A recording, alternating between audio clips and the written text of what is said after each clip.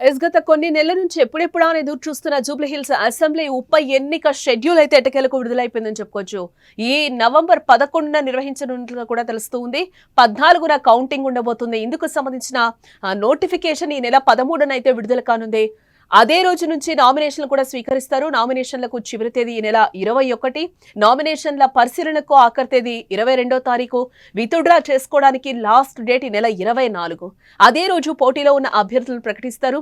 ఈ రోజు బీహార్ ఎన్నికల షెడ్యూల్ ని కూడా ఈసీ ప్రకటించడం జరిగింది. వివిధ రాష్ట్రాల్లో ఖాళీ అయిన శాసనసభ స్థానాలకు సంబంధించిన ఉప ఎన్నిక షెడ్యూళ్లను కూడా విడుదల చేయడం జరిగింది.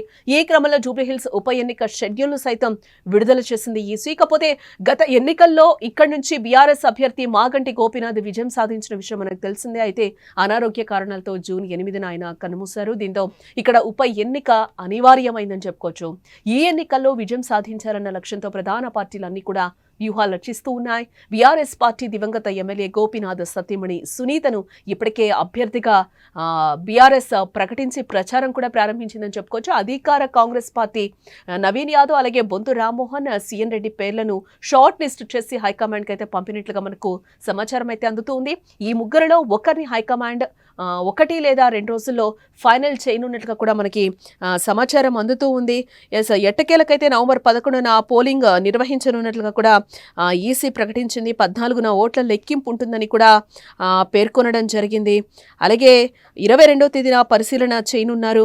అలాగే ఈ నేపథ్యంలో నగరంలో ఎన్నికల కోడ్ అమల్లోకి వచ్చినట్లయింది. బీహార్తో పాటే నవంబర్ 14న ఓట్ల లెక్కింపు కూడా చేపట్టనున్నారు. జూబ్లీహిల్స్ పరిధిలో మొత్తం 3,92,669 మంది ఓటర్లున్నారు. మాగంటి గోపీనాథ్ అకాల మరణంతో ఇక్కడ ఉప ఎన్నిక నిర్వహిస్తూ ఉన్నారు. నోటిఫికేషన్ అక్టోబర్ 13న, అలాగే నామినేషన్లకు తుది గడువు 21, నామినేషన్ల పరిశీలన 22, నామినేషన్ల ఉపసంహరణకు తుది గడువు 24, పోలింగ్ తేదీ నవంబర్ 11, ఓట్ల లెక్కింపు 14న ఉంటుంది అని కూడా తెలుస్తూ ఉంది. कि गैजेट नोटिफिकेशन 10 तारीख को आएगा, दूसरे का 13 को। Last date of making nominations पहले फेज की 17 को होगी, दूसरे की 20 को। स्क्रूटनी 18 और 21। विड्रॉल की आखिरी तारीख 20 अक्टूबर और 23 अक्टूबर। और डेट ऑफ पोल 6 नवंबर थर्सडे और दूसरा 11 नवंबर ट्यूसडे। काउंटिंग 14 नवंबर को होगी और पूरी चुनावी प्रक्रिया 16 नवंबर तक समाप्त कर ली जाएगी। बिहार के आम चुनावों के साथ साथ 8 बाई इलेक्शंस भी होंगे। जम्मू कश्मीर के 2, बडगांव और नगरोटा, राजस्थान के अंता, झारखंड की घाटशिला, तेलंगाना जुबली हिल्स, पंजाब में तरन तारन, मिजोरम में दंपा।